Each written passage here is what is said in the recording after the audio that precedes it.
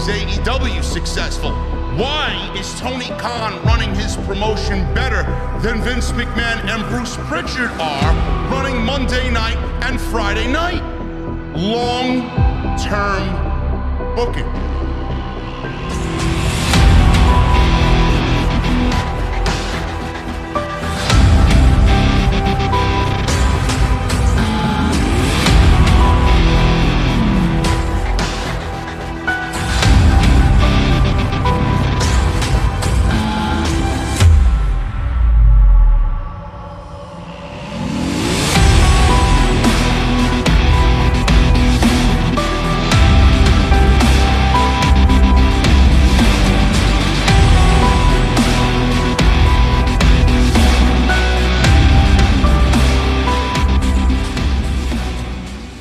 What is going on, guys? Thank you so very much for stopping by the channel once again today. This is episode 415 of Off the Script. I am JD from New York, and this is the OTS venue. Thank you guys very much for joining me on your Thursday afternoons, wherever you may be. It's been a non-stop week of professional wrestling news, man, from Stone Cold Steve Austin and the rumor of him coming back to the WWE, not just for WrestleMania. There's rumor that he may be back longer than WrestleMania, which is just absolutely insane to even think about. A 57-year-old Stone Cold Steve Austin back on WWE television, being used in a legend capacity, because WWE can't build up their own roster. They can't build up new, fresh superstars on Monday and Friday night. It's just out of this world to me. Then we had the Cody Rhodes situation.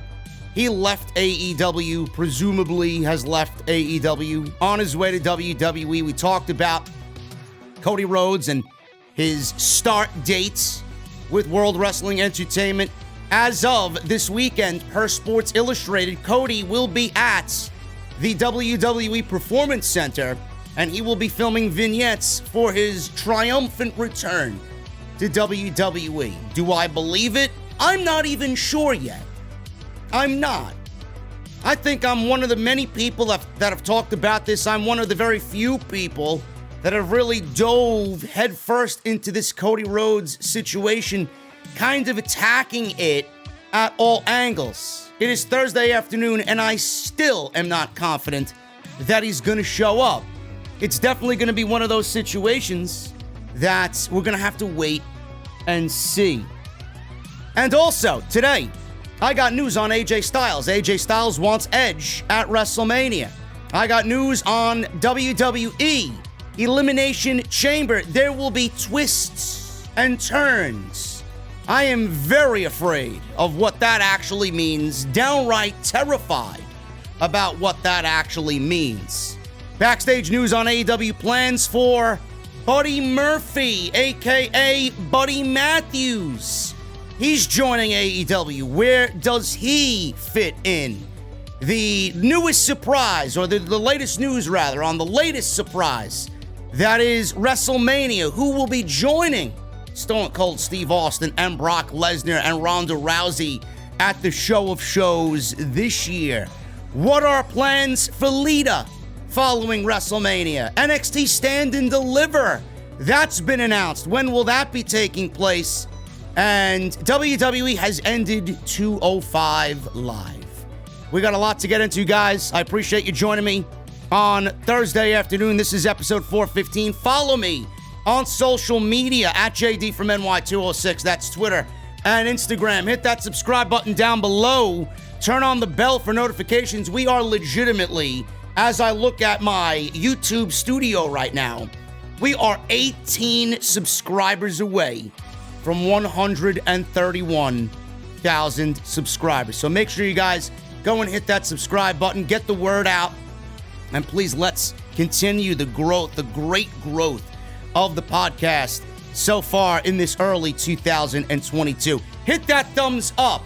Let's try for 1,000 likes minimum on today's 415 of Off the Script. If you missed anything, and there's been a ton of it, if you missed anything on the channel this week, make sure you guys go and check out the homepage. Everything you need as far as Off the Script is concerned is there.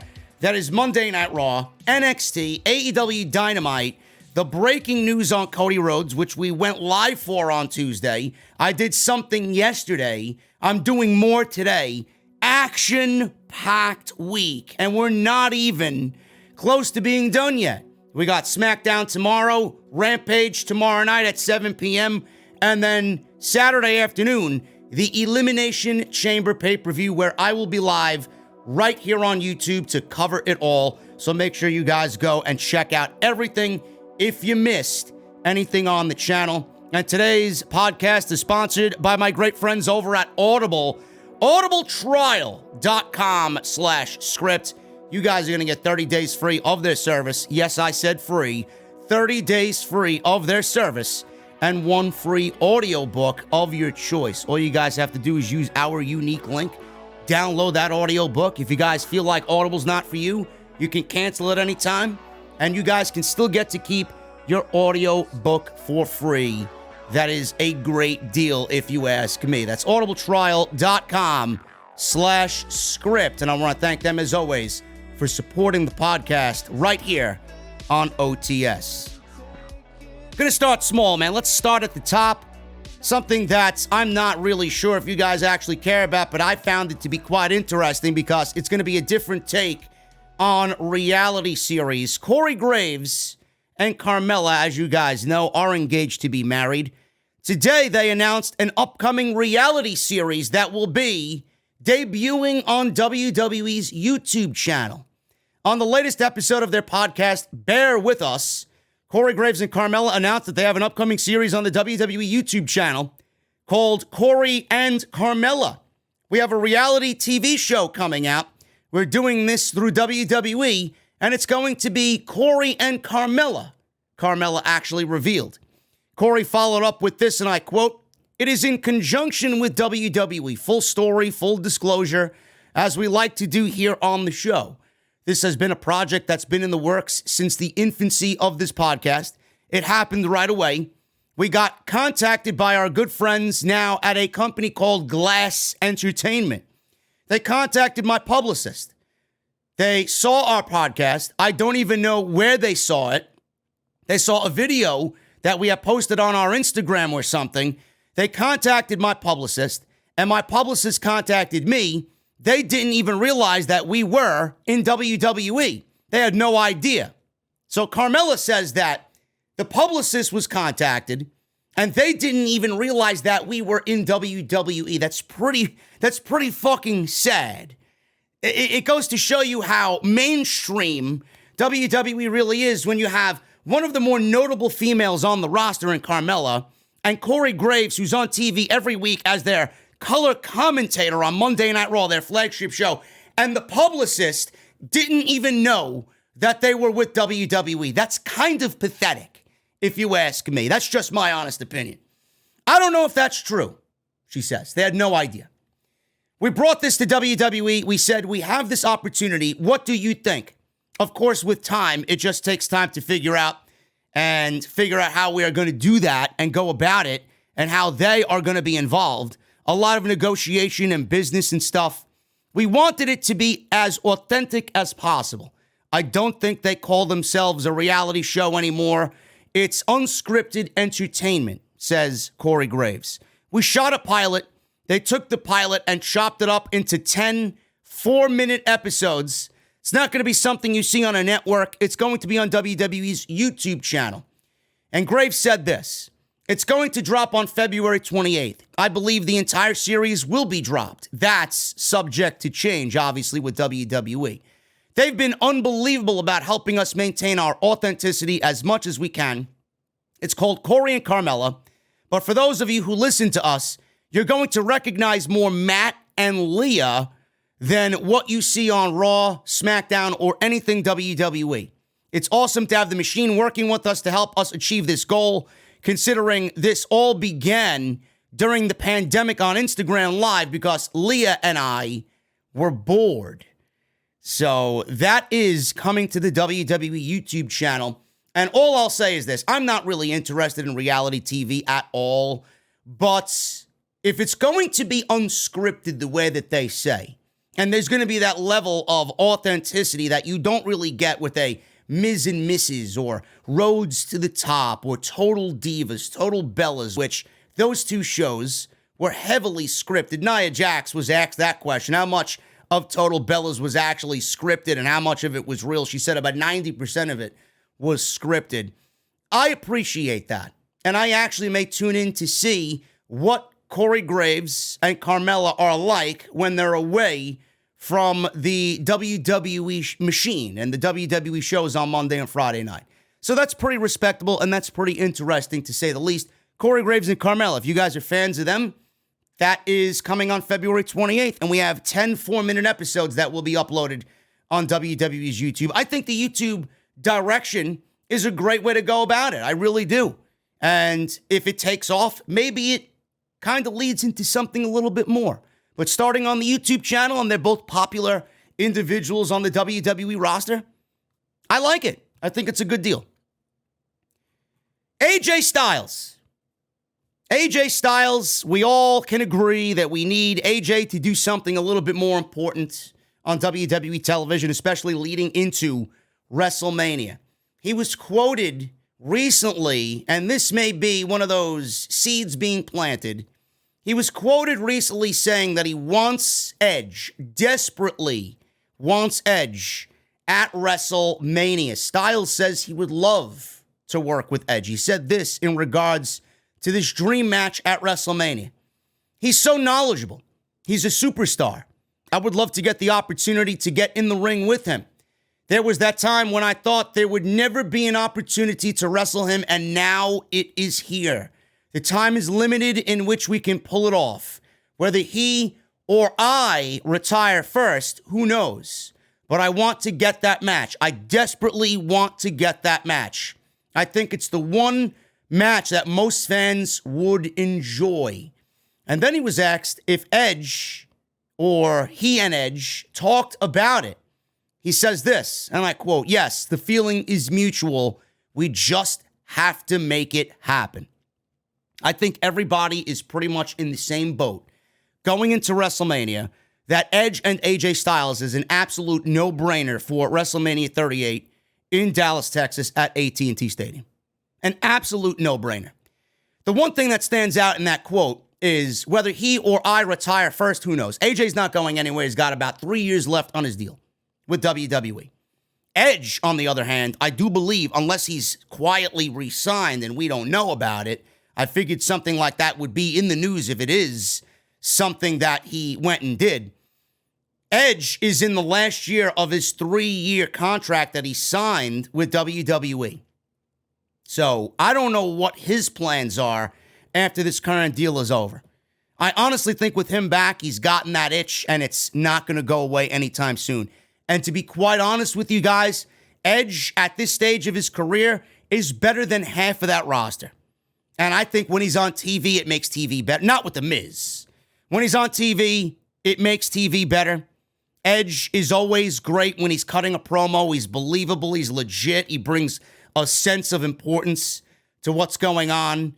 And I do believe Edge has quite a lot left in the tank. And I do think with the body of work that he's done, a WWE Championship run for a little bit. I'm not saying he's got to hold it like Roman Reigns. A WWE Championship run on on Monday Night Raw at the top would be something that I would actually take great joy in seeing. And I know we want to go younger, and I know we want newer superstars, but it's Edge. It's Edge. He's come back to do what? He's come back to say, hey, I could do this, and B, win a world championship at this age, doing some of the best work of his career. I do think that is something that should happen, and it should start with AJ Styles. And I think that's a no-brainer at WrestleMania. Backstage news on the Elimination Chamber. This is quite scary. I don't know what this means, and you guys know why I am deathly afraid of WWE rolling into Saudi Arabia in the month of February with Bill Goldberg on the card in a world title match. WWE has loaded up the lineup for Elimination Chamber. The last big show before WrestleMania 38 in early April. There will be no Fastlane this year, thank God. The top matches on Saturday afternoon will include Bobby Lashley, Brock Lesnar, Seth Rollins, Austin Theory, AJ Styles, and Matt Riddle in an Elimination Chamber WWE Championship match. Roman Reigns will defend the Universal Championship against Goldberg.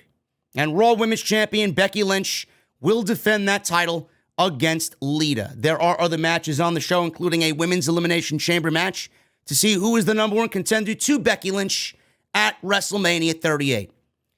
Now, Dave Meltzer noted on today's Wrestling Observer Radio that WWE has twists and turns planned for the show, although no word yet on what this exactly means or what those plans are. It is striking fear into the hearts of everybody who watches WWE programming on a weekly basis. Meltzer says this, and I quote, Roman Reigns and Goldberg should be very short. It should be a lot of spears. Obviously, Roman Reigns has to win, I would think, unless they're doing a storyline where Lesnar costs Reigns the match. Now, I don't know if Dave watches the show like we watch the show or like I watch the show.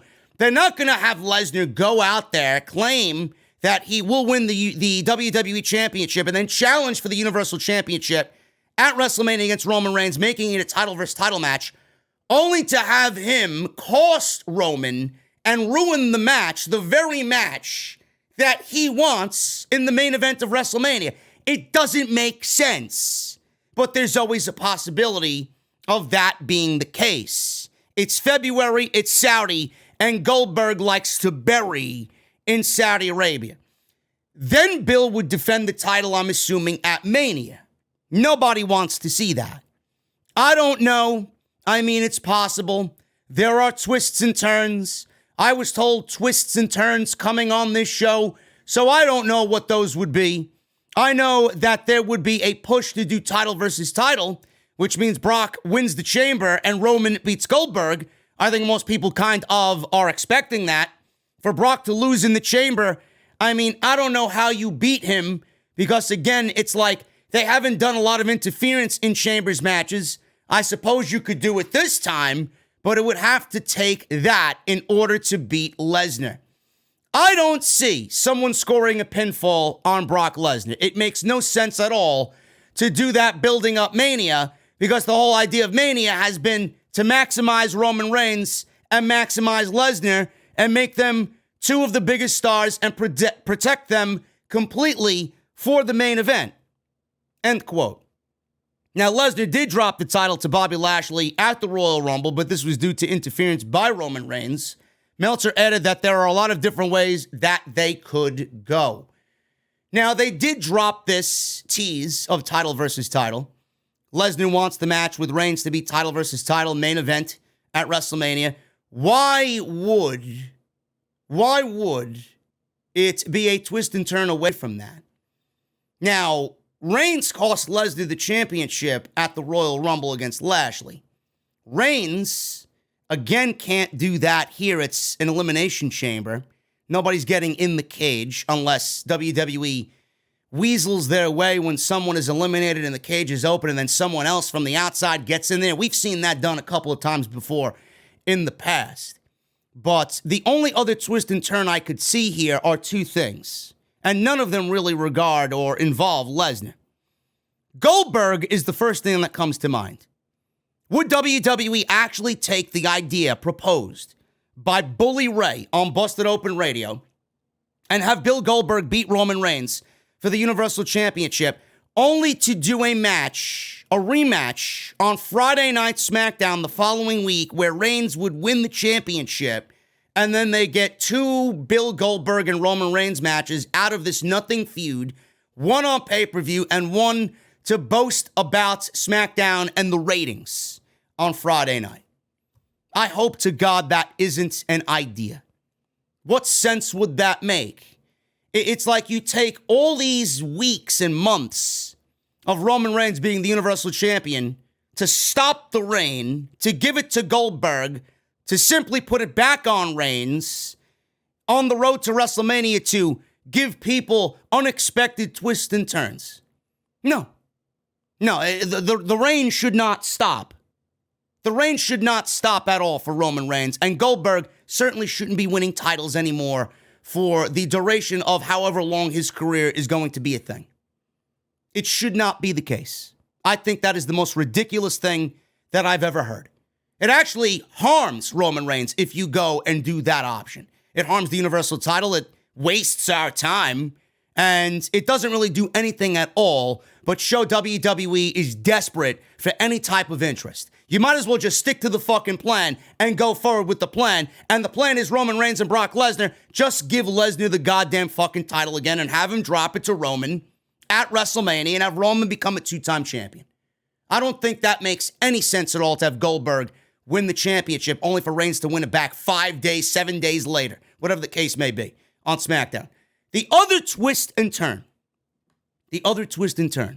would be, and I think the majority of the audience would actually like this one a little bit better, if Matt Riddle or AJ Styles won the Elimination Chamber. That's a twist and turn. Nobody's really expecting AJ Styles to win the Elimination Chamber, especially with Brock Lesnar being in the same match. But maybe something happens there where Lesnar gets taken out and a situation happens where someone's getting eliminated. Say Austin Theory's getting eliminated and the referees are opening the cage door to the Elimination Chamber and out comes Austin Theory and in comes Brock Lesnar and Roman Reigns to open up the floodgates. Reigns takes out Lesnar again, spear, Superman punch. This opens up Bobby Lashley to giving him a spear of his own. 1, 2, 3. And Roman Reigns enters the Elimination Chamber behind the referee's back in the most slyest of ways, takes out Lesnar again, and Lesnar is eliminated. But why would Reigns want to do that? Let Lesnar win the championship. If Lesnar wants the championship match at WrestleMania to be title versus title, why wouldn't Reigns want a second title knowing he could beat Brock Lesnar? It doesn't make sense to me. So let him win the championship. Let him go to WrestleMania. You have the opportunity not only to be the Universal Champion, but the WWE Champion. None of it makes logical sense if they want to do twists and turns. Styles and Riddle would be a twist and turn.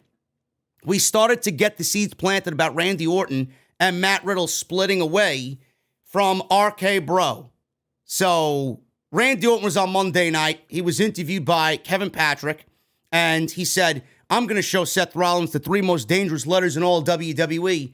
It wasn't RK Bro. It was RKO. We may be seeing Randy Orton kind of get tired of Matt Riddle because he's all fun and games and he doesn't take anything seriously. And Randy Orton's like, why am I associating myself with somebody that wants to act like a jerk and a geek all the time? And here I am. I want to continue my career. I don't want to stay in a tag team with this guy when I could be winning world championships. So Matt Riddle could win the Elimination Chamber. Matt Riddle could win the WWE Championship. Matt Riddle could defend the WWE Championship against Randy Orton at WrestleMania after Randy Orton turns on Matt Riddle for kind of coasting by. What have you done? You're a fucking nerd. You're an idiot. All you do is party and you make lighthearted jokes and you're the WWE Champion, Randy Orton. That would be more than enough to turn on Matt Riddle. But I don't think that's the right road for those guys to go in either. I don't think that they necessarily need the championship to get their match across at WrestleMania. If they want to do the match, fine. Have Randy Orton win the WWE Championship at some point in the spring going into the summer. Have Matt Riddle win the Money in the Bank. And then crown Matt Riddle the WWE Champion at SummerSlam when he gets his revenge on Randy Orton at SummerSlam in... Where is it taking place? Boston, I believe? I'm not sure. SummerSlam. So that's what I would do there. That's a twist and turn. Then we have AJ Styles and the factor of AJ Styles. AJ Styles could win the Elimination Chamber because nobody's expecting that to happen. He's been buried on Monday Night Raw. He's got no momentum, no consistency on Monday night. He could go into the chamber, win the championship, come out, and then start his feud with Edge going into WrestleMania. AJ Styles versus Edge could be your WWE Championship match going into WrestleMania. Those are 2 twists and turns that I would actually be open to because they're different and they're involving people that before all of this you wouldn't necessarily be thinking about to be plugged into the main event scene. It's all revolving around Lesnar and Reigns. So if it's not Lesnar, it's going to be a twist and turn. But if you're thinking about Goldberg being a twist and turn and winning the Universal Championship, you guys should put that shit to bed immediately. So WWE apparently is going to be planning twists and turns for the Elimination Chamber going into WrestleMania. What they are, I have no fucking idea. But the reason why I'm so afraid is because Bill Goldberg, February, Kevin Owens, he beat Kevin Owens. February, he beat Bray Wyatt. Bray Wyatt apparently from what I hear, is still buried out in Saudi Arabia. Imagine Goldberg beating Owens, Wyatt, and then Roman in the month of February to win championship gold. This is his WrestleMania. This is his mini Undertaker streak. Is he going to win another championship at a Saudi Arabia show? I pray to God that is not the case. WWE, speaking of WrestleMania, have another surprise for WrestleMania on the same level as Stone Cold Steve Austin during Wrestling Observer Radio. Dave Meltzer confirmed that Stone Cold Steve Austin will be wrestling Kevin Owens at WrestleMania. I don't know if you guys were on Twitter enough yesterday to see the tweet put out by WrestlingInc.com. Andrew Zarian was coming up with potential dream opponents if Austin does stay past WrestleMania. One of those names that Andrew Zarian brought to the table was Bill Goldberg. He never said anything about Bill Goldberg versus Stone Cold Steve Austin being the match that WWE is going with at WrestleMania. Wrestling Inc. made it seem like Stone Cold Steve Austin and Bill Goldberg was the planned match for WrestleMania 38. How fucking sad would that have been? He had to come on social media and said, hey guys, I never said that. And they quickly took that tweet down. My goodness. What is WWE thinking in 2022? I can't see how that benefits anybody. Why would anybody be interested in that? Stone Cold Steve Austin wrestling is definitely an interesting prospect. I will give it that. How is he going to fare? What type of match is it going to be? Who is it going to be against? If it's 5, 6, 7 minutes where he doesn't have to overdo it and stress himself out, it could be something that is memorable for WrestleMania. But if you're going to have Austin go in there and have a full-fledged match, I don't think that's what we really need. And Kevin Owens, he would probably have that on his resume. Listen, I lost. I was used as a vehicle to get Stone Cold Steve Austin to come out of retirement and have a last mini run in his career. But I have it on my resume that I wrestled Stone Cold Steve Austin at WrestleMania 38. How many people could put on their resume that they wrestled at WrestleMania and were in the ring with Stone Cold Steve Austin? It's a pretty big deal if you're Kevin Owens. I don't really have any interest in it in a general sense, but this is WWE. I get why they're going out and reaching out to Stone Cold. I get it. They got to sell 2 nights at 100,000 seats per night. Stone Cold Steve Austin and his return to the ring is going to sell out any night that he's on. I get why they're doing it. WWE, they feel like they're bigger than they really are. Nobody told them to run AT&T Stadium and fill 100,000 fucking seats at WrestleMania. I appreciate that they're actually doing a 2-night WrestleMania because it's better than a 1-night, 8-hour WrestleMania. 2 nights is much better at 4 hours each, right? But I don't really get the long-term thing about Stone Cold Steve Austin. It's actually pathetic, and WWE exposes themselves as, hey, we don't have any new guys. We still got to rely on Stone Cold Steve Austin, who's been retired. For how many fucking years has Stone Cold been retired? Give me a break. Everybody's talking about it, but nobody really brings up the fucking core issue. They're afraid to talk about WWE's lack of creating new stars. But I get why they're doing it. They have another surprise planned that is on par, if not bigger, than Stone Cold Steve Austin. There's apparently one more surprise, says Dave Meltzer, besides Stone Cold Steve Austin, and that is supposed to be Austin level or bigger. Now, that list of people is very small. The only one that I could really think of is Dwayne Johnson, The Rock. And I do think that Rock is going to be at WrestleMania. He's not going to show face until the Roman match. He's not going to be a host or a guest host. He's not going to have a backstage segment. He's not going to appear via a promo package or a vignette. Rock will be in Dallas at AT&T Stadium, and when Roman wins both championships, it will take the head of the table and the Tribal Chief storyline to a new level where somebody in the family is going to have to do something to say, enough is enough of this shit. You're not the same Roman. You're not the same kid that I remember growing up with. You're not anything like what family should be here in our family. I'm coming to put an end to this. And then The Rock appears and goes off the air confronting Roman Reigns. Huge ass fucking pop for The Rock's theme music. He comes out, confronts Roman Reigns. Don't know what he would say. Don't know if he will even say anything. I think the image of Rock and Roman in the ring together is all people need to see. And I think they would get what is actually going on here. Next year, WrestleMania, you already have your main event for Los Angeles. It's going to be Roman Reigns and The Rock for whatever championship Roman is still holding at that point, whether he holds one title or both titles. It will be a title match going into WrestleMania next year, and WWE will be taking Roman and Rock the same way that they did Rock and John Cena, and we're going to get that one-year build. That is the only thing possible that I could think of that's on par with Stone Cold Steve Austin coming back and being at that level. Now, you do have The Undertaker. I don't think The Undertaker coming out of retirement is a great thing either. I'm well past that stage of my life. If The Undertaker's going to be there, he is a Texas native. Maybe he gets a proper Hall of Fame induction by himself at WrestleMania on the night 1 or night 2 of the show. I don't know. His farewell at Survivor Series was completely fucking ridiculous. It was awful. It was in front of the WWE Thunderdome. So I could see WWE doing something along the lines with The Undertaker, having him give a proper farewell to the fans at WrestleMania that they have jam-packed 100,000 deep at WrestleMania. I could see that. What about Shawn Michaels coming out of retirement? We saw it in Saudi that Shawn Michaels is still able to go. Triple H, not so much. Kane and The Undertaker against DX was a botch fest that nobody will ever forget. It was downright embarrassing.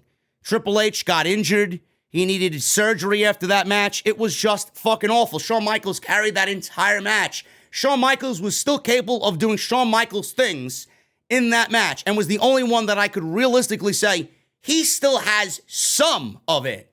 He doesn't have all of it. Minus his hair, he still has some of it.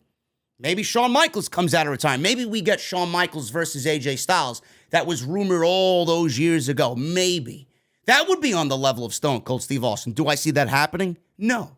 But I do think that The Rock is going to be that Austin-level surprise. It's going to be actually bigger than Stone Cold Steve Austin. And The Rock will be there in the main event of WrestleMania to confront Roman Reigns and do what he has to do for next year's WrestleMania and get that main event squared away. And you already have it in your mind. WWE's got to sell tickets to next year WrestleMania. That's an instant sellout right there. Rock wrestling for the final time ever against Roman. WWE's got to sign, seal, and deliver that match. And they have WrestleMania 39 in SoFi Stadium completely sold out before tickets even go on sale. Speaking of WrestleMania weekend, NXT Takeover is no more, but we're still getting Stand and Deliver this year. Last year, we got Takeover, Stand and Deliver. That was night 1 and night 2. One on the WWE Network and one on the USA Network. I quite enjoyed that. I enjoyed night 1 better than night 2, but we're getting a Stand and Deliver this year, WrestleMania weekend. NXT is set to hold their second Stand and Deliver show over WrestleMania weekend, and the date and start time for the event have now been revealed. WrestleVotes on Twitter is reporting that the event is set for Saturday, April 2nd from the American Airlines Center in Dallas, Texas, with a start time of 11 a.m. Central Time. WrestleVotes says, and I quote, NXT TakeOver Stand and Deliver is scheduled for Saturday morning, April 2nd for the American Airlines Center in Dallas, Texas. Local start time of 11 a.m. Long day for fans who will attend Mania that night as well. End quote. That is a ballsy fucking move by WWE. WrestleMania weekend is a centralized location for a lot of different wrestling promotions across the world. Everybody kind of migrates where WrestleMania is going to be. There are a lot of indie shows going on at that time on a Saturday in the morning that's spread throughout the entire afternoon all weekend. This is a ballsy move for WWE. Not only for that reason, but this NXT brand, I don't think is actually that interesting enough, that popular enough, that big enough. I don't think that there are many people that care about NXT now since Triple H's vision was killed to fill the American Airlines Center in Dallas, Texas. This is going to be the one and only true test of NXT, for NXT, if they could sell tickets for the American Airlines Center. This NXT 2.0, you're going to gauge how many people are interested in NXT based off this Stand and Deliver show. It's not a takeover show. Do not disrespect TakeOver and the meaning of TakeOver and the value that Triple H had given TakeOver. Do not disrespect it in any way by calling this a takeover. This is not. Bruce and Vince have killed NXT, and TakeOver was killed along with it. This is not a takeover, will not resemble anything like Triple H did with TakeOver. But this is the true test. Indie shows that I'm sure will be a lot more interesting with a lot bigger stars and filling the American Airlines Center. WWE's got some fucking balls, let me tell you. But I do think, and this is a prediction, I'm not really sure. Dolph Ziggler's been on TV. AJ Styles has been on TV for NXT.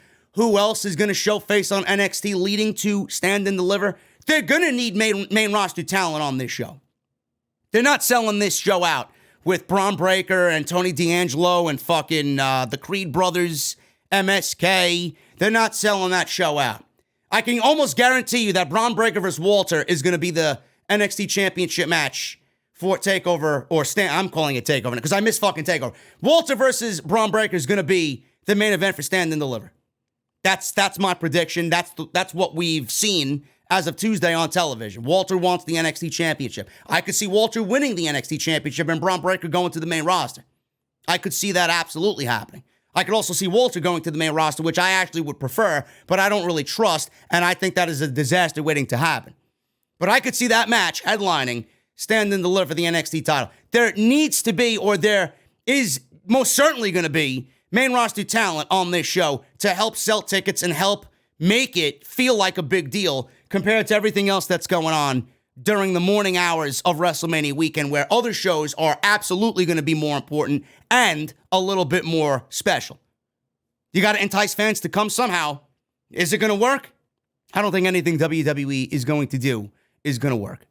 11 a.m. I'm not even sure I'm going live for that, man. I got to wake up on Saturday morning, 11 a.m., and watch fucking NXT wrestling, knowing that we're all going to be in for a long evening anyway with WrestleMania. Jesus Christ, man, I'm not looking forward to WrestleMania weekend. WWE Raw, the ratings are in for the go-home show for the Elimination Chamber on Sci-Fi. This week's episode of Monday Night Raw saw an increase. It drew an average of 1.602 million viewers on Sci-Fi, which is up from the 1.387 million viewers the show did last week. The lowest rating in the history of the show was last week's Monday Night Raw. And it was a bad show. I will say it was a bad show. The 18 to 49 demo saw the average rating coming in at a 0.44. That's up from a 0.36. This aired on Sci-Fi due to the Olympic coverage on USA Network. Next week's show will return to the USA Network. And last week, like I said, marked a new record low in viewership for the show that originally premiered in 1993. Monday Night Raw was insufferable on Monday night. It really was. Randy Orton and Seth Rollins didn't make any sense. AJ Styles and Damian Priest for the United States Championship. That went 4 minutes. We had the Broga party for Matt Riddle and Randy Orton that he didn't even show up for, Randy Orton. Just a lot of the same shit. There was a gauntlet match with Rhea Ripley. Rhea Ripley was the best thing about Monday Night Raw. That alone shows you and tells you how bad Monday Night Raw was on Monday night. Alexa Bliss was announced for the Elimination Chamber. Not a very good show at all on Monday night. Lita was on the show on Monday night in a contract signing with Becky Lynch. I didn't like it. I think Becky Lynch is insufferable with this current character she's portraying on television. Lita is as dull as fucking dishwater. Lita apparently has no plans after the Elimination Chamber. WWE has no plans for Lita after the Elimination Chamber. So she was interviewed with Sports Illustrated and Justin Barrasso. She says, and I quote, "Currently, I was just asked to do this match. I know everything can change in WWE at the drop of a hat. There's a lot of opportunity here. And just because there are no current plans doesn't mean there won't be. This is also allowing me to focus on the task at hand, which is to put on a killer match and not focus on anything else except Elimination Chamber." Should Lita stick around in WWE if they actually have plans for her? I don't want her to stick around. I hope she goes away.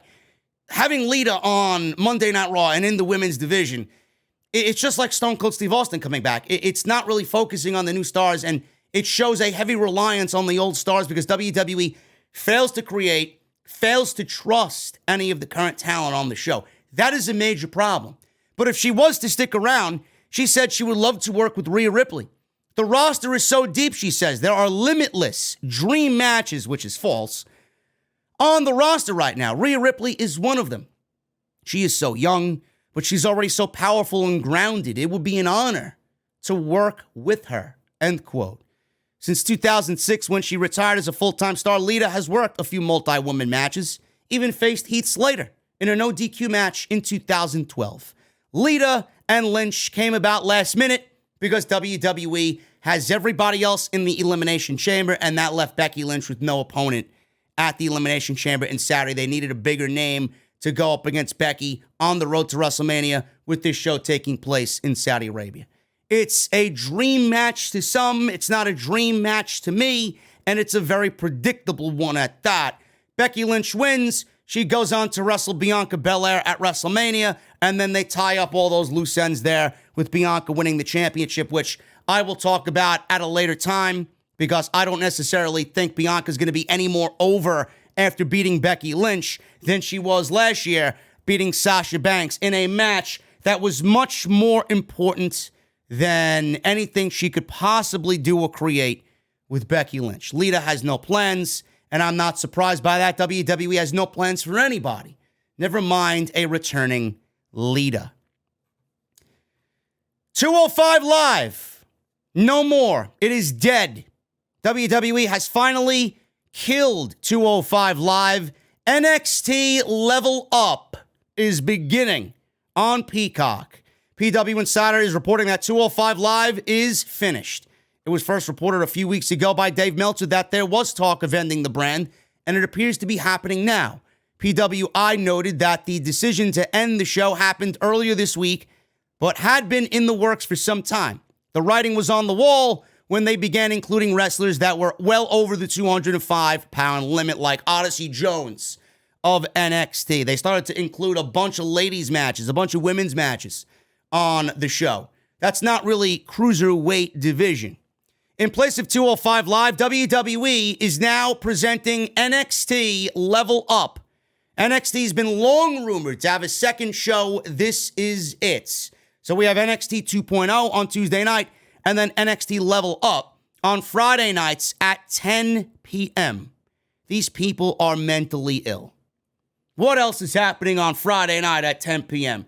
A show that I think we all kind of enjoy most weeks called AEW Rampage. This will be a 60-minute show to follow in the same vein as AEW Rampage. The first taping happened right before Vengeance Day on Tuesday. The Cruiserweight division was something very special to me. That Cruiserweight Championship tournament was fucking fantastic. WWE killed it immediately once they brought it to Monday Night Raw. The people in charge up there didn't know how to handle it, didn't know how to book it, and they looked at these guys as talent that they necessarily wanted to keep on the roster for whatever reason, because it gave the show a different feel. But people like Gren Metalik and Drew Gulak and Brian Kendrick and Cedric Alexander, Mustafa Ali, Tony Nese, very talented, but not people that WWE necessarily pushes on a weekly basis on Monday night or Friday night. They never fully embraced the cruiserweight division, and it died almost immediately. We got some bangers with Ali and Buddy Murphy, Cedric and Brian Kendrick. Rich Swann was there. A bunch of different matches. Great tag team matches there. Lindsay Dorado, Grand Metalik, they put on bangers. Gulak, when he was cruiserweight champion. Remember when he was cruiserweight champion in Triple H's NXT? He took on more of a Daniel Bryan role when Daniel Bryan was there in WWE. It was fucking great. And they killed it.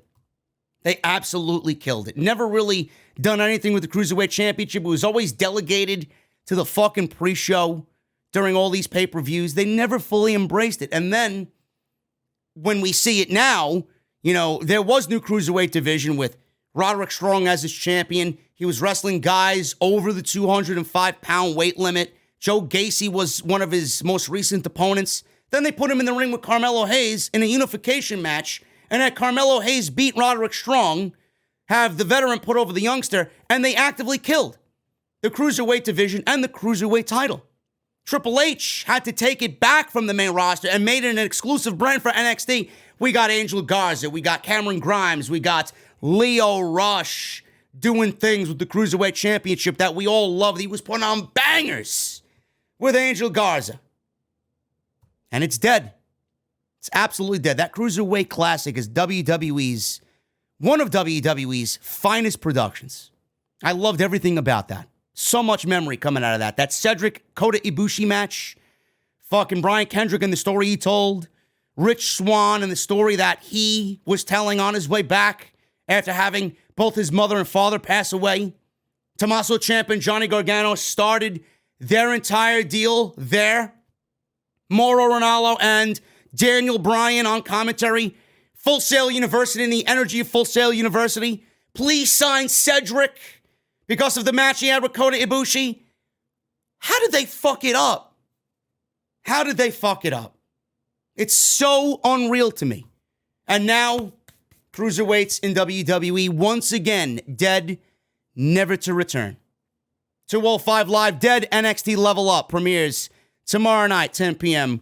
on Peacock. I'll tune in on Saturday morning to see what's going on, if we get any new talent on the show, or if it's another show where we get some of the newer talent that's going to wrestle NXT as well as NXT Level Up.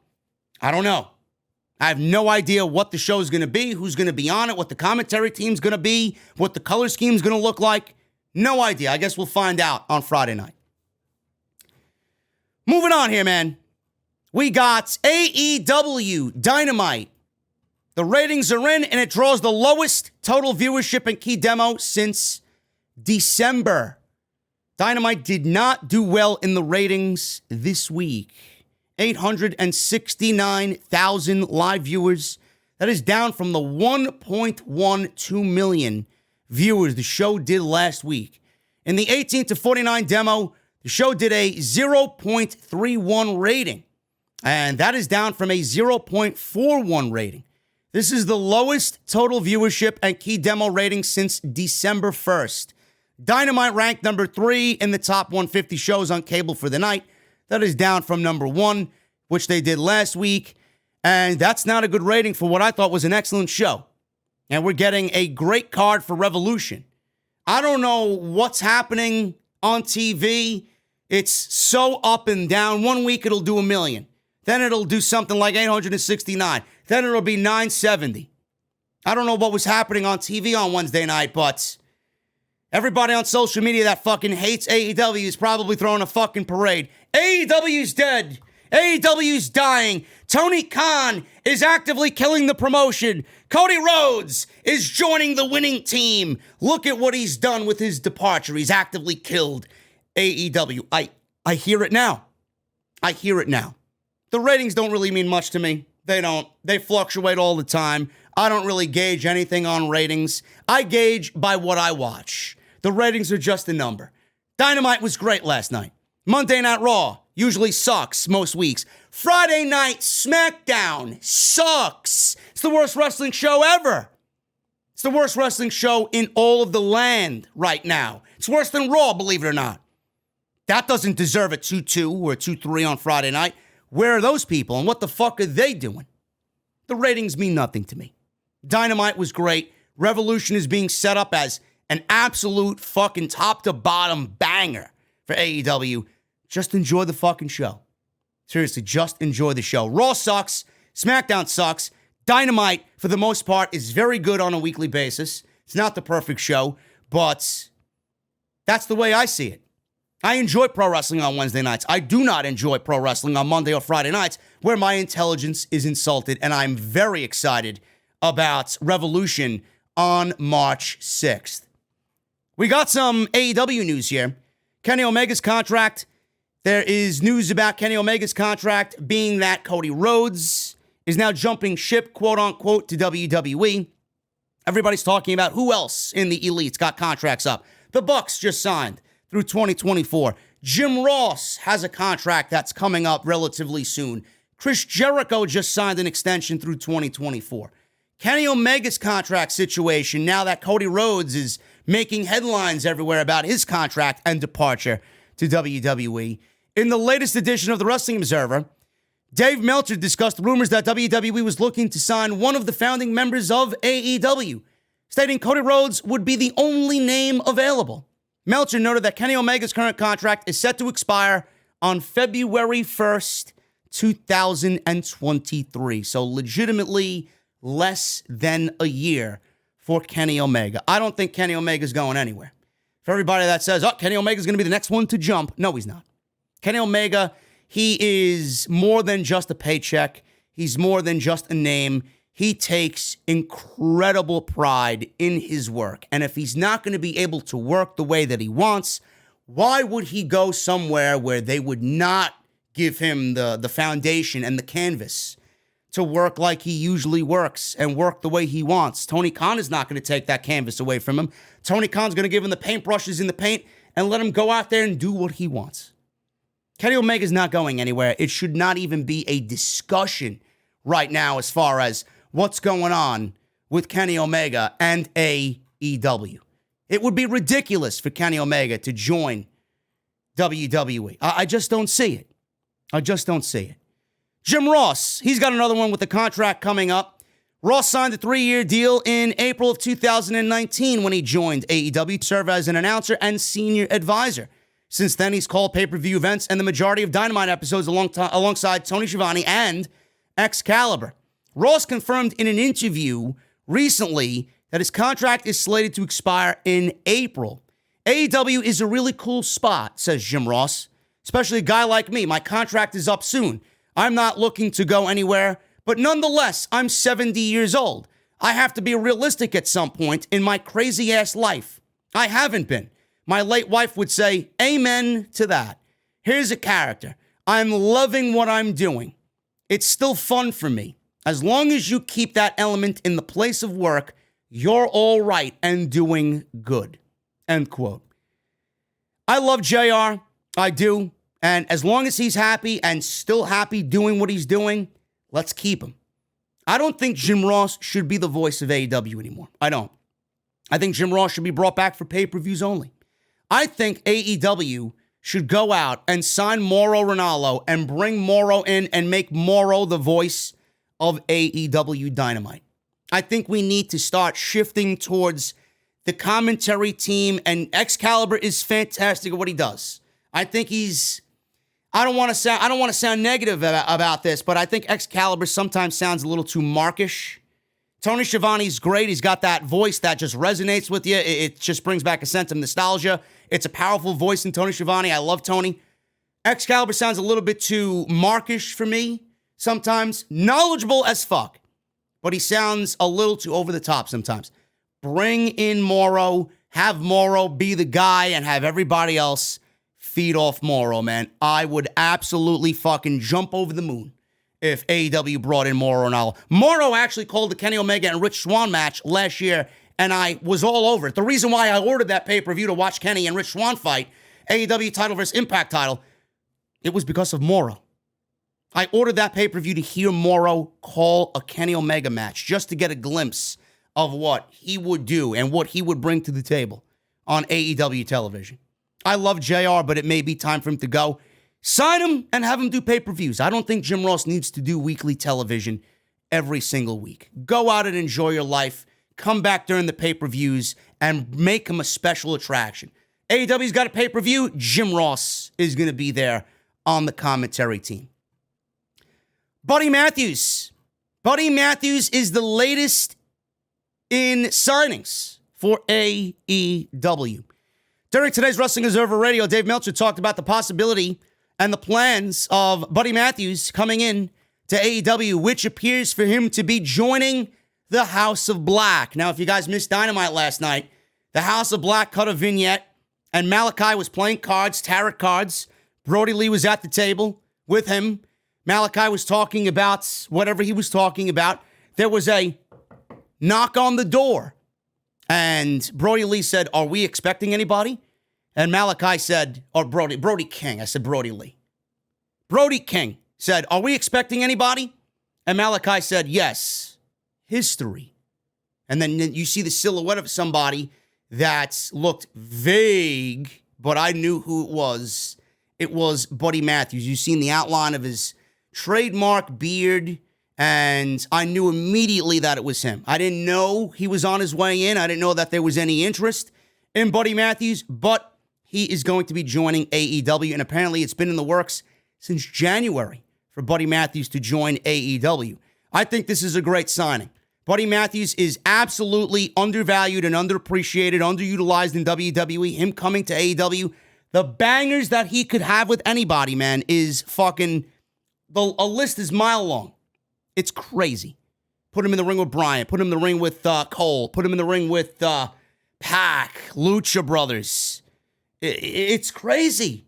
Sammy, Darby, Andrade. The matches are out of this world. Possibilities are out of this world. Plus, I honestly think he would fare well in a faction. I don't think he's good by himself. He was great with Seth Rollins in WWE while they held the Raw Tag Team Championships. But he may come off as a little boring, a little bland, and a little stale to a lot of people by himself. That doesn't mean he's not talented. But it actually may work to his benefit to pair him in a faction, and he's got a tremendous look. He's got a tremendous look. He's built like a fucking house. He could be their muscle. They don't need muscle. They got Brody King.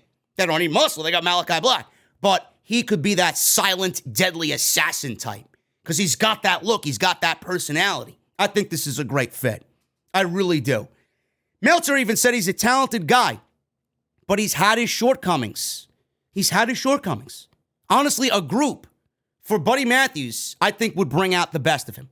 And I can't wait to see what they do with him on AEW television, man. That is very, very exciting. Moving on here, man, as we roll through the news, a couple more news articles here. WWE has Johnny Knoxville apparently scheduled for a WrestleMania match for the Intercontinental Championship. That is absolutely ridiculous. Johnny Knoxville is getting an Intercontinental Championship match at WrestleMania. He entered the Royal Rumble with one goal in mind. He wanted to win and go to WrestleMania. Sami Zayn is going to win the Intercontinental Championship from Shinsuke Nakamura tomorrow night on Friday Night SmackDown. That is already spoiled. WWE actually spoiled it themselves, so don't blame me. They spoiled it on social media. Johnny Knoxville and Sami Zayn are in this feud. Sami Zayn and Johnny Knoxville will be battling for the Intercontinental Championship at WrestleMania. Meltzer says this, and I quote, "It looks like Johnny Knoxville will get the IC title shot at WrestleMania. This will obviously be a marquee match given Knoxville's popularity." There was another report that followed this, that there is a veteran of the WWE locker room who currently is on TV right now, who is adamant against this and absolutely fucking hates the fact that Johnny Knoxville is getting an Intercontinental Championship match, that Johnny Knoxville is in a wrestling ring getting a one-on-one match at WrestleMania. Johnny Knoxville, I don't know how long ago it was. It might have been last year, a year and a half. But he's had a brain hemorrhage. Johnny Knoxville had a brain hemorrhage, and WWE is allowing him at 50-plus years old to get in the ring against Sami Zayn. Sami Zayn is stiff. Sami Zayn is also safe. If there's anybody in WWE that Johnny Knoxville is going to be in good hands with, it's Sami Zayn. But I'm not even thinking about his brain hemorrhage. They let him go into the Royal Rumble and get fucking thrown around. They had him take stiff shots from AJ Styles, of all people. And here Johnny Knoxville is getting an Intercontinental Championship match. The one thing that fucking bothers me about Johnny Knoxville at WrestleMania is the fact that he's getting a fucking Intercontinental Championship match. How many other men and women in this company don't have WrestleMania spots? But Johnny Knoxville's getting a WrestleMania spot. How many men on this roster would be a better fit for the Intercontinental Championship against Sami Zayn? But Johnny Knoxville is getting an Intercontinental Championship match. Somewhere Mr. Perfect is rolling over in his grave. I don't understand the fucking lack of care and love for the Intercontinental Championship. I don't want to compare the two, but I'm going to compare the two anyway. TNT's championship on Dynamite, the TNT title on Dynamite, is their version of the Intercontinental Championship. How many times have we seen that title main event a fucking Rampage or a Dynamite? A lot. Because they value their championships and they value their champions. How many times have you seen the Intercontinental Championship defended in the main event of a SmackDown or a Raw? I can't even remember the last time the Intercontinental title was in the main event of a Friday night SmackDown and treated like a big fucking deal. Nakamura held that belt for 4.5 months. Or actually longer than that, he didn't defend the title. Since SummerSlam, he won it. After SummerSlam, he didn't defend the fucking title until 4.5 months after he won it. You gotta be fucking kidding me. You gotta be fucking kidding me with this shit. They kept the title on him for what? Because they lack creativity and they don't really value the title like they really should. Nobody else on that roster would have benefited from holding the Intercontinental Championship. You had to keep it on Nakamura while he was out recovering from a hand injury. Now Johnny Knoxville's getting the Intercontinental Championship. Watch Knoxville win the fucking title. Jesus fucking Christ, man. The lineage of the IC title would be in the mud if that is the outcome at WrestleMania. What a sad situation for the overall just vibe and the prestige of the IC title, man. Holy shit. Really, that is fucking pathetic. WWE's direction for WrestleMania week in regards to talent tryouts. If you guys remember SummerSlam, WWE held that talent tryout during SummerSlam in Las Vegas. They're doing the same thing during WrestleMania week. WWE is looking to have more tryouts. They want younger and bigger guys. That is the mentality. WWE is looking to move away from signing experienced older wrestlers. This was the overall idea for NXT 2.0. This is also why they launched their NIL program. The company will be holding talent tryouts on WrestleMania week in Dallas. Dave Meltzer reported in the latest edition of the Wrestling Observer newsletter that WWE doesn't plan to invite more than a few independent wrestlers to the tryouts.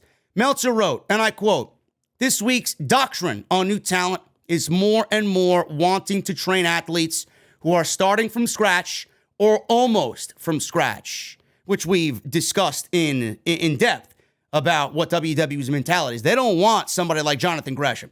They don't want somebody on the indies that's going to come in and have their style already brought to the table. They want somebody that is going to not know anything about pro wrestling, don't have a lick of a fucking idea about pro wrestling. They want to train them and mold them in the WWE way. They only want you to think WWE is the only pro wrestling that exists out there. They don't want somebody that's seasoned coming on in. They want a certain look. They want big. They want football. They want huge, whether it's height or fucking bulk. They want athletes that played in other sports.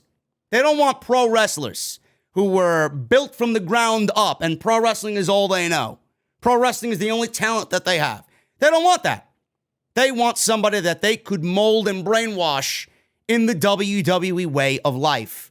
The new doctrine is more talent, training new athletes, starting from scratch. The idea is very few indie wrestlers, like no more than you can count on one hand, and even less going forward after that. End quote. We'll see. We'll see what WWE's got planned. You know, I don't know who said it. I believe it was somebody in AEW that said it. I don't recall who actually said it, but NXT, you know, you got your your stars on the show right now. Your Braun Breakers, your Tony D's, right? You got your Grayson Wallers. There's some really great talent on NXT. Don't get me wrong. You still got some of the old Triple H guard there. Don't get me wrong. They know what they're doing. The thing is, with all that you bring into the Performance Center from these tryouts to be a part of the NIL program, your football players, your lacrosse players, your gymnasts, your fucking cheerleaders, or whoever else you're going to go out there and get. The thing is, do these people want to be a pro wrestler? It may sound good in theory. Oh, I'm going to be a WWE superstar. I'm going to try out for this. Do they want it? Do they have the heart for it? Are they going to pass this tryout? Are they going to want it after going through what I heard is a rigorous WWE training program? Not everybody's cut out to be a pro wrestler. The best pro wrestlers are the ones who have heart. The best pro wrestlers are the ones who love this sport. Can most of these people say that they love this sport? Have they been fans for years? Do they know their WWE history? Those are important aspects to me. Otherwise, why are you trying out? If you're a new age fan that started watching fucking 6-7 years ago, no. I don't really care about that. I need somebody that's been ingrained in pro wrestling inside and out, has grown up with it in their childhood. That's a great way to get a feel for who wants it and who doesn't. But this is what WWE wants. This is NXT. Triple H apparently was wrong in what he was doing, but every single thing that I hear is always in a way where Triple H and his ways were never wrong. It's just Vince McMahon, Bruce Pritchard, and Nick Khan didn't want Triple H to do what he was doing because his ways were right, and now they're doing everything to show us that their ways are not only right to them, but the only way to do things in WWE. And finally, guys, before we get out of here, this is another update on Mustafa Ali. Very sad situation. And I don't know what's going on with him. This itself could be a work. I have no idea. Fans that are hoping to see Ali back on WWE television or get his release, you are going to be waiting a very, very long time. Per Ali's Twitter, fans may not see him again for 2.5 years. Ali tweeted, "I'll see y'all in like 2.5 years." End quote. That appears to be the time remaining on his current contract, and if WWE stays firm on not granting his release, then he will have to sit at home for the amount of time if the company opts not to use him on TV. Ali hasn't been seen on WWE television since early November. There were plans for him to start a New America storyline where Ali talked about being stereotyped. Typical Bruce Pritchard and Vince McMahon. The angle was scrapped, and it was later reported that something was pitched to him that he was adamant about not wanting to do. This led to a heated argument with Vince McMahon, and has not been used since. Ali also stated last month that he did not want to be in the Royal Rumble, and he simply wanted to have his release granted. WWE has released a few people who have asked for their release. Tony Storm, for example, asked and got it. But in general, WWE doesn't grant release requests, especially when somebody goes on social media first and says that they are putting in their release from World Wrestling Entertainment. So this may be why Ali is being forced to complete the length of his contract. At some point along the line, WWE is going to wait as long as they can to keep this guy on his current WWE deal. At some point, when they realize, and Nick Khan looks over the numbers, that why am I wasting money on this guy, paying him if we're not using him on TV? Are we using Mustafa Ali on TV? Nick Khan's going to make the decision, let's get rid of him. It's not going to be next week. It's not going to be after WrestleMania. It's going to be a while. They will let him bleed out until he can't take it anymore. They will make him suffer. They will torture him, torment him. Then one day they'll give him his release, maybe next year, year and a half. They're not going to pay him and not use him. WWE is not that fucking stupid. Greedy, money-hungry WWE is going to continue to pay Ali when they're not using him. They will eventually get rid of him, just like they did everybody else. But it's going to be a torment and just heinous time for Mustafa Ali. they will let his contract run out as long as they can and then release him, and then he will have to sit out 90 days. They're not going to actively let him go because they know where he's going to go, and they know he's going to be a bigger star for it. They want that star to die in their locker room. They want that star to die by their hands. You asked on social media, you ain't being granted your release on social media. You're going to sit this one out, and your punishment now needs to fit the crime. I feel bad for him. I really do. Somebody that is so creative and so talented, wasted because WWE is fucking negligent in their handling of talent. What a sad situation for Mustafa Ali. Anyway, guys, I'm about to get out of here. I've given you all that I can this week. If I hear anything else, there is any more news, you guys can expect something this weekend on OTS. Thank you guys very much for all of your support. I really do appreciate you. Hit that thumbs up. Let me know what you guys think down below for all the big stories here on Thursday night, right here on OTS. Like I said, hit that thumbs up. Let's try for 1,000 likes minimum on today's OTS 415. Go follow me on social media at JDfromNY206. That's Twitter and Instagram. Hit that subscribe button down below. Turn on the bell for all notifications. Go check out all the other content on the homepage that you might have missed. Tons of it. And make sure you guys tune in live tomorrow night. I'll be live for Friday Night SmackDown and AEW Rampage. A little earlier than usual, 10:15 instead of it being 11:15 because Rampage is starting at 7 p.m. So I love that. That's going to be awesome. So I'll be live tomorrow night from the OTS venue right here on OTS SmackDown and Rampage. And then I'll be live for the Elimination Chamber on Saturday afternoon, somewhere around 4:30. We'll go live on YouTube for the official live post show. And if I hear anything else, like I said, I will give you guys the update in yet another OTS. Enjoy your Thursdays, guys. I'll see you on Friday live from the OTS venue for SmackDown. I'll see you guys later.